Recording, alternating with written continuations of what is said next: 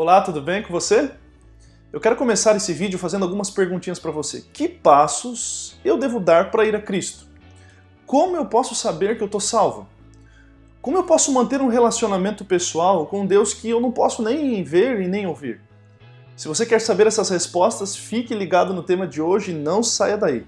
Essa é a playlist, uma lista de reprodução da Palavra de Deus.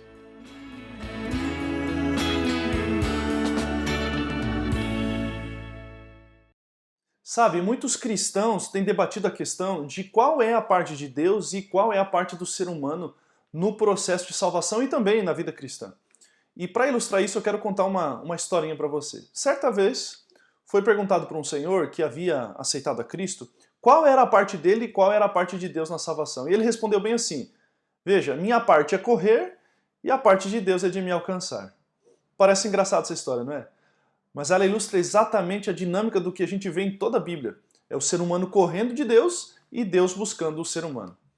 Sobre essa questão da salvação, a Bíblia nos mostra que ela é uma iniciativa de Deus. Sempre foi e sempre será uma iniciativa de Deus e não do ser humano. Olha o que diz Jeremias capítulo 31, verso 3. Com amor eterno eu te amei, por isso com bondade te atraí. A bondade de Deus, ela se estende para cada pessoa, né? Não existe pessoas que foram destinadas para serem salvas e outras pessoas que sim foram destinadas para as chamas do inferno. Todos nós somos atraídos por Deus e para Deus. Somente aquelas pessoas que persistentemente rejeitam esse amorável poder de atração de Deus é que não irão a Ele para serem salvos. Talvez você que esteja me assistindo aí está sendo atraído para ir até Jesus. Você está percebendo isso? Contudo, você esteja se perguntando, mas Marcelo, quais são os passos que eu preciso dar para ir até Jesus? Olha, muitas pessoas já conversaram comigo dizendo que precisavam fazer algumas coisas antes de ir até Jesus. E eu concordo e também discordo. Concordo que nós precisamos fazer alguma coisa, seguir alguns passos, que nós vamos ver inclusive nesse vídeo. Mas eu discordo porque muitos acham que para ir até Jesus tem que consertar toda a vida antes. Quase que virar um santo para então se aproximar e ter um relacionamento com Jesus. Bem, eu quero apresentar agora para você 4 passos pelo qual você precisa passar para ir até Jesus.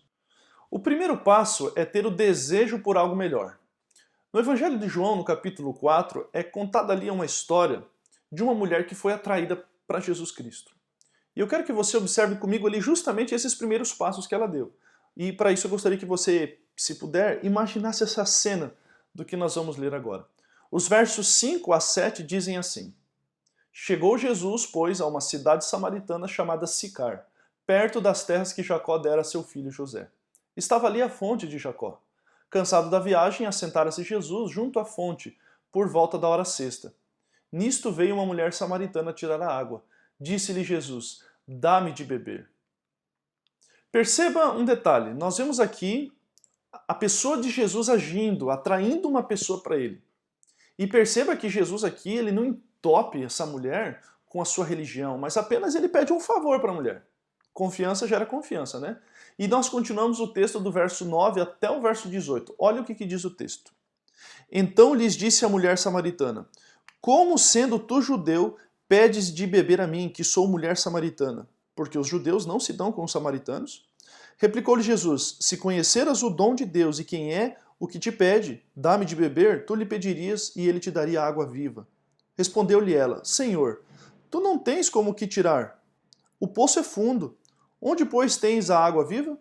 És tu, porventura, maior do que Jacó, o nosso pai, que nos deu o poço, do qual ele mesmo bebeu, e assim seus filhos e seu gado? Afirmou-lhe Jesus: Quem beber desta água tornará a ter sede. Aquele, porém, que beber da água que eu lhe der, nunca mais terá sede. Pelo contrário, a água que eu lhe der será nele uma fonte a jorrar para a vida eterna. Disse-lhe a mulher: Senhor, dá-me dessa água para que eu não mais tenha sede e nem precise vir aqui buscá-la. Disse-lhe Jesus: Vai, chama o teu marido e vem aqui. Ao que lhe respondeu a mulher: Eu não tenho marido. Replicou-lhe Jesus: Bem disseste, não tenho marido, porque 5 maridos já tiveste, e esse que agora tens não é teu marido. Isso disseste com verdade. Obviamente essa mulher ela tinha um desejo por algo melhor. É evidente aqui na história que essa mulher ela não era vista com bons olhos no povoado onde ela vivia. E como é que a gente percebe isso? Porque ela tinha vindo justamente numa hora em que nenhuma das outras mulheres da cidade vinham. Era meio-dia. E ela tinha vindo a um poço que ficava fora da cidade, ela tinha vindo sozinha ao poço justamente para fugir da condenação dos outros. A gente percebe no texto que ela estava buscando por algo melhor, mas ainda não tinha encontrado. Ela tinha sido casada, mas provavelmente o primeiro marido não foi aquilo que ela tinha sonhado.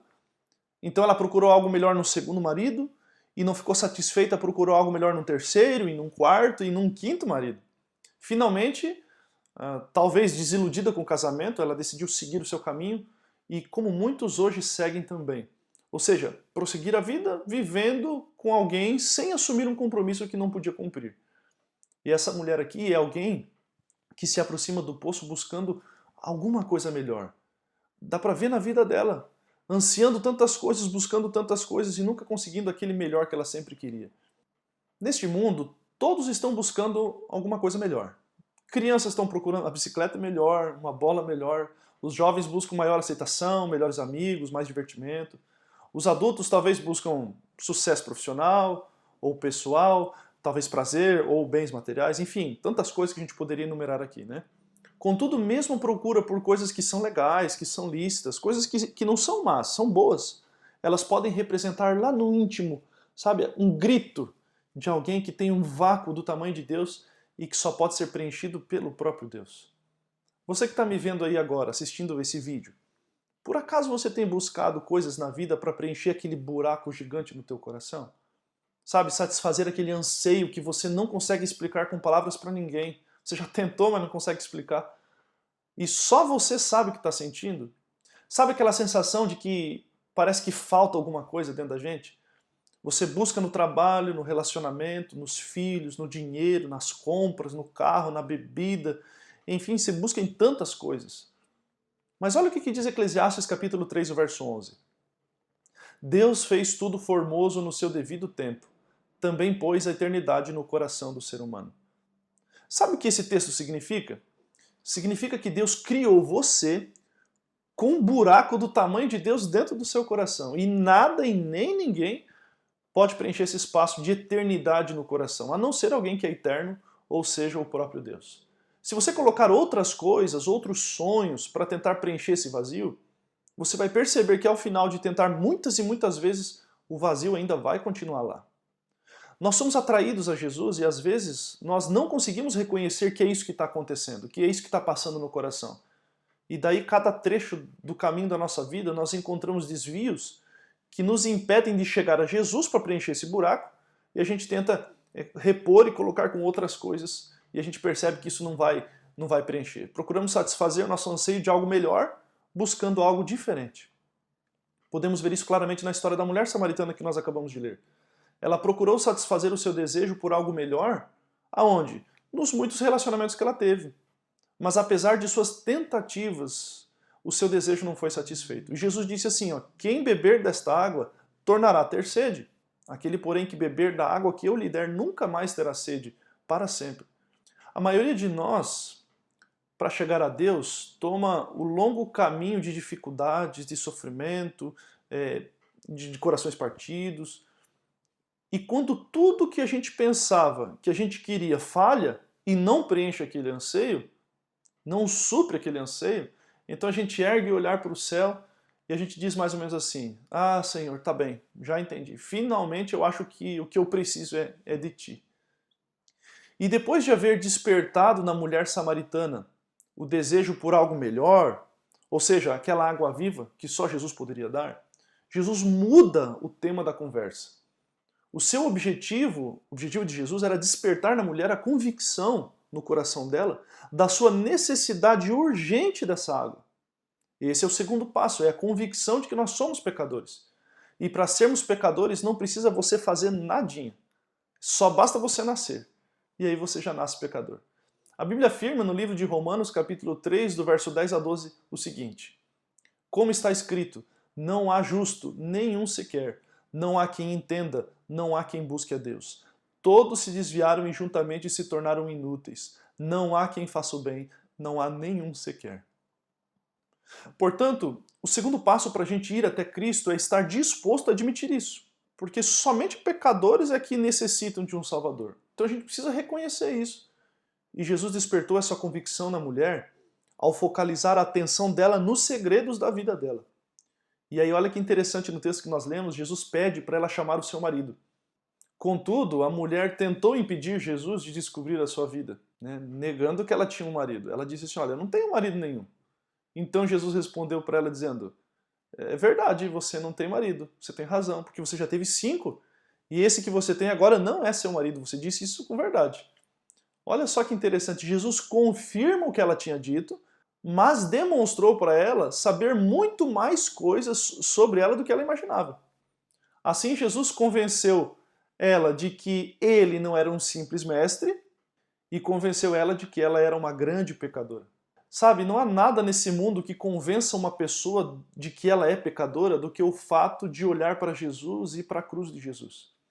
Você já teve a experiência de ver de longe assim uma pessoa e achar que ela não é tão alta, mas quando você se aproxima, você tem que levantar a cabeça para falar com ela e você se sente um anãozinho?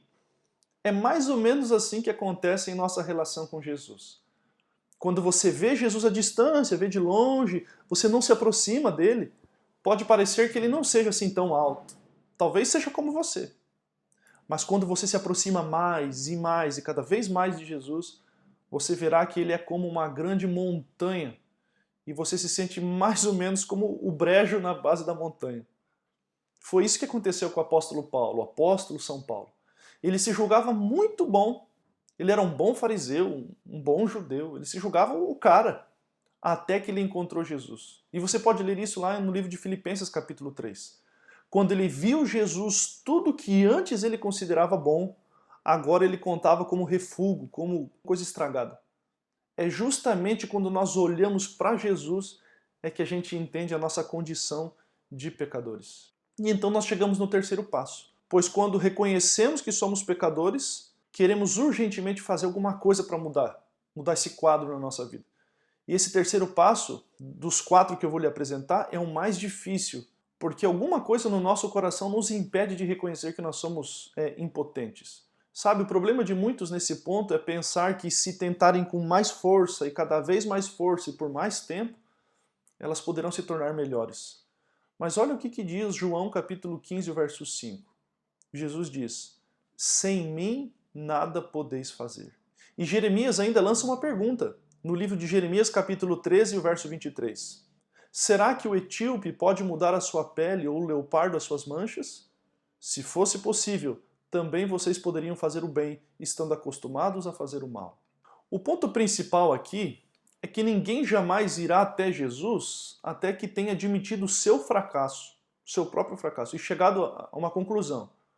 E qual é essa conclusão? A de que nós somos incapazes de nos salvarmos a nós mesmos e se livrar dos nossos próprios pecados. A gente não consegue fazer isso sozinho. Então esse é o terceiro passo. Mas antes da gente continuar, eu quero recapitular aqui os passos que a gente viu até esse momento. Para ir até Jesus, nós precisamos, primeiro, desejar por algo melhor. Depois, ter a convicção de que nós somos pecadores. E terceiro, reconhecer nossa impotência de nos salvarmos por nós mesmos. E assim nós chegamos ao quarto passo. O quarto passo é a entrega. A palavra entrega, ela significa dar-se por vencido. Precisamos desistir da ideia de que nós podemos fazer alguma coisa para melhorar nossa condição. A única coisa que você pode fazer, que eu posso fazer, é somente ir a Cristo do jeito que eu estou, do jeito que eu sou. E Cristo deseja que a gente vá até Ele justamente como nós somos. De fato, este é o único meio pelo qual a gente pode ir até Cristo. Nem nos melhores esforços seus, nem nos seus melhores dias você conseguiria se tornar uma pessoa melhor. A gente não consegue fazer isso sozinho. O problema é que muita gente tenta fazer é abandonar coisas em vez de abandonar o eu.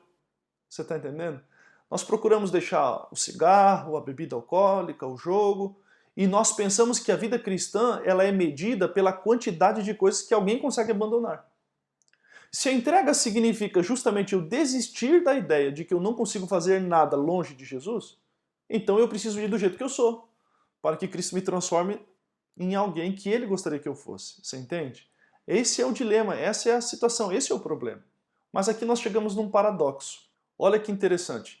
Até a entrega que você precisa fazer a Deus não é algo que você faz, embora você faça. Parece meio confuso, né? Meio louco. O que isso quer dizer? Então, deixa eu te explicar um pouquinho melhor. Somente Deus pode nos levar a nos rendermos a Ele. Embora quem faça isso sou eu. Mas é somente pela obra de Deus que isso acontece. Ninguém pode se esvaziar do próprio eu sozinho. Somente Cristo é que pode fazer isso.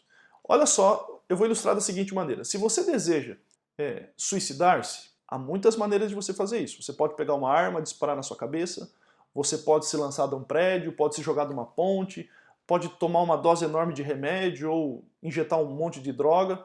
Porém, existe um meio pelo qual você não conseguirá se matar, mesmo que você tente muito. Sabe qual é? Você não pode crucificar a si mesmo. Não é possível. Você não consegue martelar o prego numa mão e depois martelar na outra. Você não consegue. Não é possível. Se você tem que ser crucificado, outra pessoa vai ter que fazer isso por você. Veja, na Bíblia, a cruz é usada como símbolo de morte para o próprio eu. Olha o que Jesus disse em Mateus capítulo 16, verso 24. Se alguém quer vir após mim, negue a si mesmo, tome a sua cruz e siga-me. Sabe, muita gente já falou comigo usando esse texto para se referir aos fardos que a gente carrega na vida. Já teve alguns amigos que falaram assim para mim, olha, a minha mulher, a minha esposa é a cruz que Deus me deu para eu carregar. Ou esse trabalho é a minha cruz, enfim, como se a cruz fosse aquele fardo que a gente tem que levar nas costas, pesado. Mas na realidade o entendimento do texto não é esse, como um peso para colocar sobre nossas costas. Mas a cruz aqui é uma referência a morrer na cruz. Então quando Jesus fala tome a sua cruz, em outras palavras Jesus está falando morra. Não literalmente, obviamente, né? Mas morra para você, morra para o eu, morra para o egoísmo e viva para mim agora. É isso que Jesus está falando. E Jesus usa a crucifixão como um símbolo para nos ensinar que nós não podemos nos entregar por nós mesmos. E por isso ele usa a cruz, porque você não consegue se crucificar sozinho. Nós devemos permitir que Deus faça isso por nós, que Deus realize isso em nós. E como eu disse, isso é um paradoxo, porque embora você precise se entregar a Deus, isso só acontece porque Deus é quem leva você a uma entrega total. É claro que se você permitir que Ele faça isso, né? Bem, então tendo dado esses passos em direção a Cristo, inclusive a entrega total da sua vida a Ele, sabe o que acontece? A pessoa nasce de novo. É uma terminologia que a Bíblia usa. Ou, em outras palavras, ela é convertida. E sabe, tem muita gente que tem aversão a essa palavra, convertida ou conversão. Muitos associam essa palavra com aqueles crentes chatos, sabe? Aqueles fanáticos. Mas não é isso que a Bíblia está querendo apresentar pra gente. Então, o que significa nascer de novo? O que é conversão? Porque deve ser um passo muito importante, porque Jesus disse que ninguém verá o reino de Deus a menos que nasça de novo. Está lá no livro de João, capítulo 3, verso 5. Veja, a conversão, como o próprio significado da palavra nos diz, é uma mudança de rota, uma mudança de direção. Você ia para uma direção, agora vai para outra. A conversão, na realidade, é uma obra sobrenatural do Espírito Santo no teu coração, no coração da gente, conforme está lá escrito no livro de João, capítulo 3. Ao invés de fugir de Deus, você agora se volta para Ele. E então, pela primeira vez, você dá valor ao estudo da Bíblia, à oração. E eu acredito que ninguém começa um relacionamento com Deus de maneira significativa até que esteja convertido. E aquela pessoa que está buscando um relacionamento assim significativo com Deus, mas antes da conversão, antes de seguir esses passos, ela vai encontrar duas alternativas. Primeiro, ou vai seguir esses passos que nós vimos até agora e então será convertido e vai ter um relacionamento significativo com Deus, ou ela não vai ter essa mudança de direção na vida em relação a Deus e vai se sentir frustrado e vai desistir de uma vez por todas dessa história de Deus, de igreja, de conversão, de religião e de salvação. É uma das duas. E o que faz a diferença entre escolher uma e seguir o outro passo ali é o senso de necessidade. Somente aquela pessoa que entende a sua profunda necessidade é que ela estará disposta para ir até Cristo. A conversão, na realidade, é o começo de uma nova vida. É uma mudança de direção, como nós falamos. Ela não é completa e repentina, assim, no que se refere ao comportamento. Você não se vestir de um jeito e amanhã você vai se vestir de outro. Você não se comportava de um jeito e no outro dia você se comporta do outro. Na realidade, o novo nascimento ele produz uma mudança em todo o seu estilo de vida. É bem parecido com o nascimento físico. Nós não nascemos cristãos espiritualmente maduros, assim como a gente também não nasce fisicamente lá como um bebezinho, maduro também. Existe todo um processo e leva tempo para desenvolver na vida os frutos do Espírito que estão lá escritos no livro de Gálatas capítulo 5. Quais são esses frutos, Marcelo? Amor, alegria, paz, domínio próprio e assim por diante. Porém, isso é só o começo. Ao continuarmos buscando a Deus, vai crescer dentro de nós a nossa confiança nele. À medida que a gente vai amadurecendo e crescendo, nós vamos sendo transformados. Mas a essa altura do campeonato, do nosso vídeo aqui, eu preciso fazer um parêntese. Talvez você já teve alguma experiência com pessoas religiosas e não foi tão bem assim. Se tivéssemos tendo talvez essa conversa aqui pessoalmente agora, talvez você dissesse assim para mim: Marcelo, eu conheço alguns crentes, algumas pessoas religiosas, mas não são tudo isso que você está falando, não. São até piores do que algumas pessoas que eu conheço. Eu conheço até ateus que são melhores do que esses cristãos aí. Gente, eu não quero aqui tapar o sol com a peneira, tá bom? Existem sim muitos cristãos que frequentam igrejas, carregam a Bíblia debaixo do braço, mas não carregam a Bíblia no coração. E nem Jesus no coração. Tá cheio de gente por aí nas igrejas, e eu não vou falar igreja nenhuma, porque é em todas, tá cheio de gente que não nasceu de novo, que parece que não foram batizadas na água, foram batizadas no vinagre, de tão azedas que são. Mas eu quero que você entenda também que isso não invalida os passos que a gente estudou até aqui. Tá cheio de gente também, cheio de crentes, cheio de cristãos, que procuram seguir os passos e a vida de Jesus. Bem, fechado o nosso parêntese aqui, talvez você esteja fazendo uma pergunta agora. Marcelo, mas como eu posso saber então, se eu seguindo esses passos que nós vimos até agora, como eu posso saber se eu nasci de novo? Como eu posso saber se eu estou salvo? Se eu me converti, como se fala por aí, né? Eu quero te apresentar aqui 7 pontos que poderão te ajudar a responder essa pergunta. Primeiro, para a pessoa que é nascida de novo, Jesus se torna o centro, se torna o foco da sua vida. Olha o que diz 1 João capítulo 5, verso 12. Aquele que tem o Filho tem a vida. Aquele que não tem o Filho não tem a vida. O que significa ter o Filho? Bem, o que significa ter um amigo, um esposo ou uma esposa? Significa simplesmente que você tem um relacionamento com ele ou com ela. Com Jesus é a mesma coisa. Ter o Filho significa ter um relacionamento com ele. Os cristãos da igreja lá do primeiro século, eles experimentaram um relacionamento pessoal com Jesus e eles não podiam ficar quietos sobre isso. Eles gostavam muito de pensar em Jesus, de falar sobre Jesus. Até que finalmente as pessoas da região, o povo, a cidade, disse o seguinte: bem, vamos chamá-los de cristãos porque o único assunto deles é Cristo. Então essa é a primeiro passo, a primeira dica para saber se você nasceu de novo. Para a pessoa que nasceu de novo, Jesus se torna o centro da vida, o foco da vida. Segundo passo. A pessoa nascida de novo, ela tem um profundo interesse no estudo da Bíblia. Em 1 Pedro capítulo 2, verso 2, o apóstolo descreve esse fenômeno, esse sentimento, esse interesse, como que desejando ardentemente o genuíno leite espiritual, como se fosse um alimento, né? O estudo da Bíblia é muito importante para o cristão que é convertido, que nasceu de novo. Terceiro passo. Aquele que nasceu de novo, ele considera muito importante a sua vida de oração também. E vai descobrir que conversar com Deus é parte vital do relacionamento para conhecer Jesus melhor. O quarto passo, o cristão nascido de novo busca uma experiência diária com Jesus. Olha o que diz Lucas capítulo 9, verso 23. Se alguém quer vir após mim, a si mesmo se negue, dia a dia tome a sua cruz e siga-me. Há uma outra versão que diz diariamente toma a sua cruz e siga-me. Ou seja, o cristão nascido de novo, ele não busca uma experiência com Jesus na terça, na quinta e no sábado. Ele busca todos os dias, é uma experiência diária com Jesus.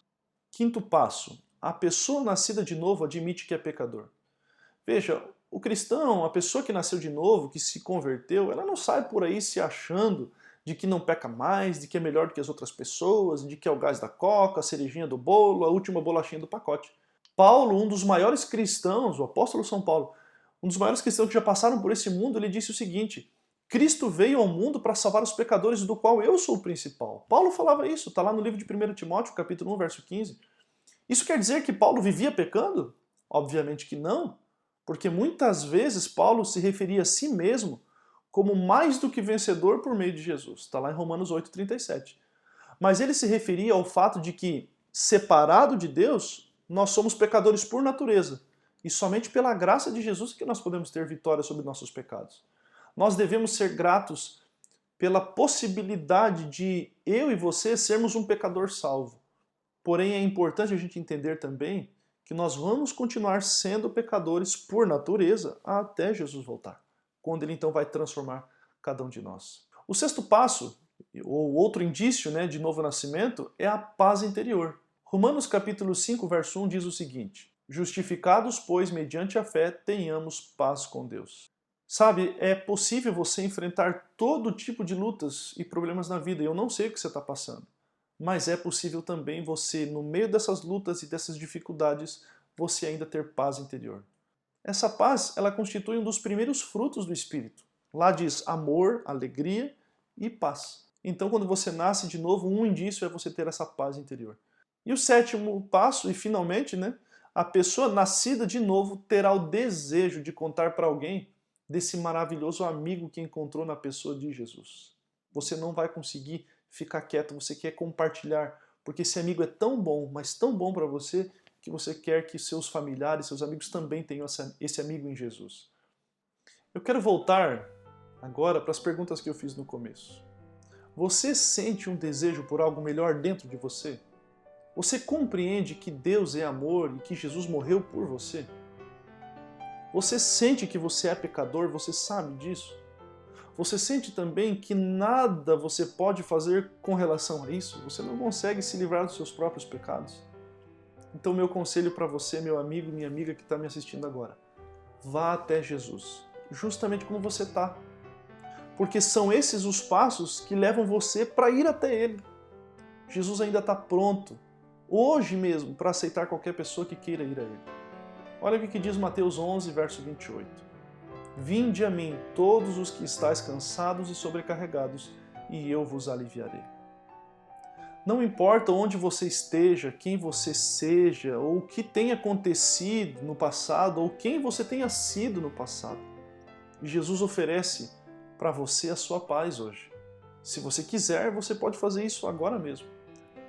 A única conclusão que nós podemos chegar é que se você se propuser de agora em diante, por toda a sua vida, passar cada dia um tempinho a sós com Jesus, a sós com Deus, e se continuar fazendo isso até Jesus voltar, você vai chegar a conhecê-lo. E esse conhecimento de Jesus vai significar para você vida eterna. Por isso, se você deseja se aprofundar mais em sua relação com Deus, ou quer conhecê-lo, quem sabe, pela primeira vez, eu vou deixar aqui na descrição desse vídeo um link para você entrar lá, clicar, preencher algumas informações para a gente conhecer você melhor, tá bom? Então, não esquece, acesse o link que está na descrição do vídeo e preencha lá as informações do seu desejo, daquilo que você quer, daquilo que você deseja no seu coração. Mas agora, eu quero orar com você para que Deus continue atraindo você até Ele, para que você siga esses passos que nós acabamos de estudar e finalmente você encontre esse melhor amigo que você poderia ter em toda a sua vida, que é a pessoa de Jesus Cristo. Você pode orar comigo? Fecha seus olhos aí onde você estiver e vamos orar e falar com Deus. Pai querido, nosso Senhor e nosso Deus maravilhoso, muito obrigado pela oportunidade, pelo momento que temos de estudar Sua Palavra e de ver que o Senhor ainda corre atrás da gente. Como vimos, o nosso papel muitas vezes é de correr do Senhor e o Senhor corre atrás da gente. E talvez aqui muitos que estão assistindo esse vídeo nesse momento esteja sentindo isso no coração, de que o Senhor está atraindo essas pessoas para pertinho de Ti. Só que às vezes a gente pensa que tem que fazer muitas mudanças e muitas coisas e abandonar tantas coisas para a gente se aproximar do Senhor. Na realidade, Pai querido, nós te pedimos que esse buraco que tem dentro do nosso coração, esse desejo por alguma coisa melhor que a gente não consegue às vezes discernir o que é que está acontecendo, esse vazio que a gente tenta preencher de tantas maneiras. Pai querido, nos ajude para que esse desejo por algo melhor seja preenchido pela melhor coisa que poderia acontecer na nossa vida, que é a pessoa de Jesus em nosso coração. Portanto, Pai querido, nos ajude a reconhecermos que somos pecadores, que nós não conseguimos nos salvar por nós mesmos, para que finalmente a gente possa entregar nossa vida ao Senhor, entregar nosso coração a Ti, para que o Senhor Jesus more dentro do nosso coração. Por favor, Pai querido, nós te pedimos isso de maneira carinhosa, do fundo do nosso coração, para a gente ter essa amizade profunda com o melhor amigo que a gente poderia ter, que é o nosso Senhor Jesus Cristo. Abençoe cada pessoa nesse vídeo, nós oramos hoje, no nome de Jesus. Amém.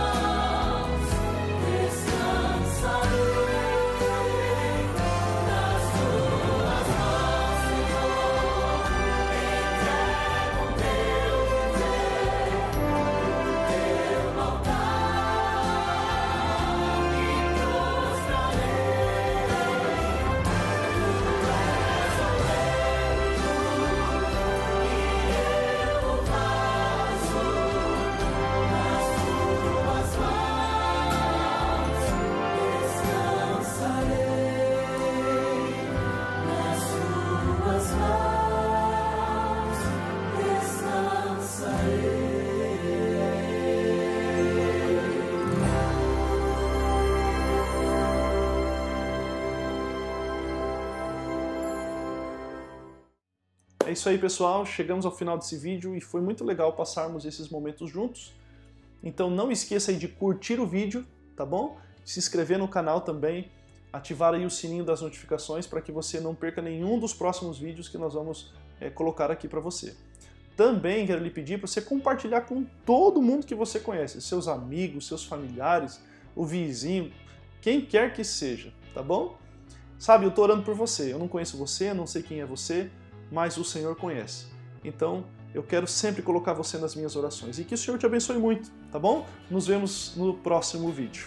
Até lá!